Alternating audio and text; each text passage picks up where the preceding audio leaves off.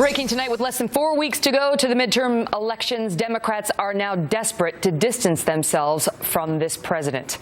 And new poll numbers out tonight may explain why. A majority of Americans, 53%, now characterize the Obama presidency as a failure. Just 41% rate it as a success. Charles Krauthammer is a Fox News contributor, a syndicated columnist, and author of the best-selling book Things That Matter, which has now sold more than 1 million copies. Charles, good of you to be here tonight. A failure, flat out a failure. The man who stood at Invesco Field with the Greek columns. What a turnabout. Well, that's what 6 years of hope and change will give you. Look, he came in as a guy who would revolutionize our politics, decrease the partisanship, bring a new spirit. That was sort of the main message. That, of course, has been sort of mocked by his performance.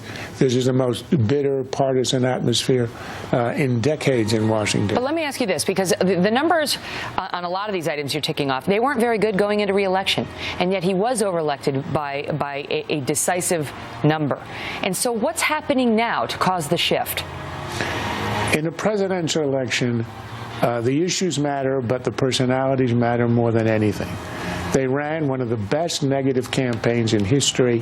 They portrayed Romney from the very beginning, February and March and April, with these ads, a vulture capitalist, a man who cares nothing for ordinary folks. That succeeded. Midterm elections are far more ideological than our presidential elections, because the personalities aren't there. And it seems to me, when you run on the issues, Obama actually said, I'm not on the ballot, but the policies are. Well, that will kill the Democratic candidates. Within 12 hours, there were ads running in some of the states on behalf of Republicans quoting Obama, saying that my policies are on the ballot. That's why David Axelrod came out and said that was a mistake. But let me ask you, because there's an article in the New York Times today talking about how the president has been placed on the bench by his own party. Obama's party benches him. And it talks about how Democratic senators in Colorado, speaking of the Invesco Field and the Greek columns, 80,000 people in the stadium, Obama, Colorado, North Carolina, Virginia, states that were pivotal to his success, and the winning coalition of the young, the minority, the female voters do not want him. They're saying, stay out. We're going to lose if you come campaign for us here. And that's because of the first poll that you cited. People think this is a failed presidency. They have a sense of things falling apart. You look around and just the basic competence, just the delivery of health care in the VA, just the Secret Service, the one agency people would idolize in the past. And then you look abroad of how America is no longer really respected. Our enemies have contempt for us. ISIS will proudly and gloriously behead 2 Americans and distribute it to the world on a video as a way to show how much it discounts, how much it disdains America.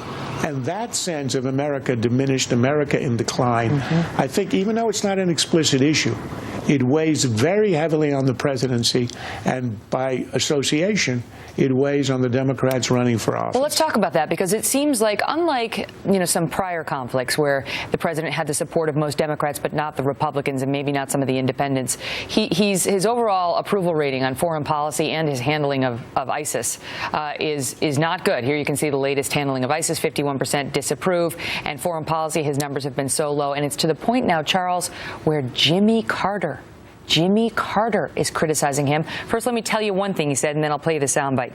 He came out and said, we waited too long. We let the Islamic State build up its money, capability, and strength and weapons while it was still in Syria. He thought that was a mistake, waiting too long. And then he went on to add this.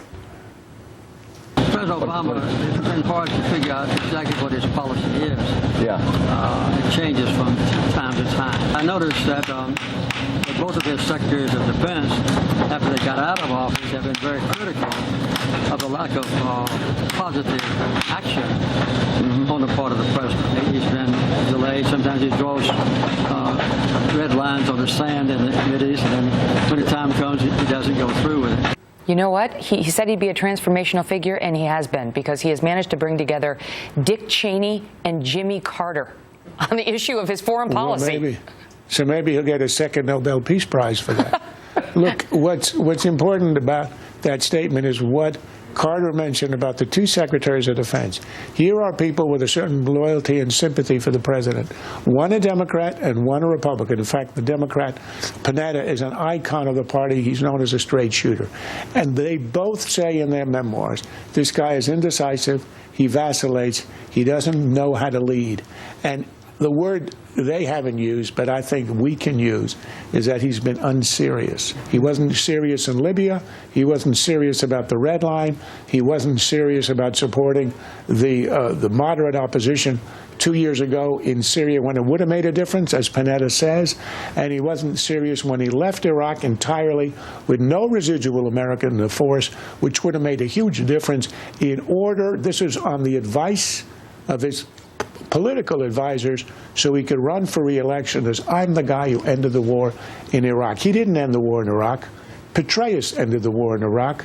Obama's the man who threw away the fruits of victory, and the result of that, the whirlwind, we are reaping right now. Unserious. It's the same word we heard from Senator Ted Cruz. Charles, thank you, sir. Pleasure.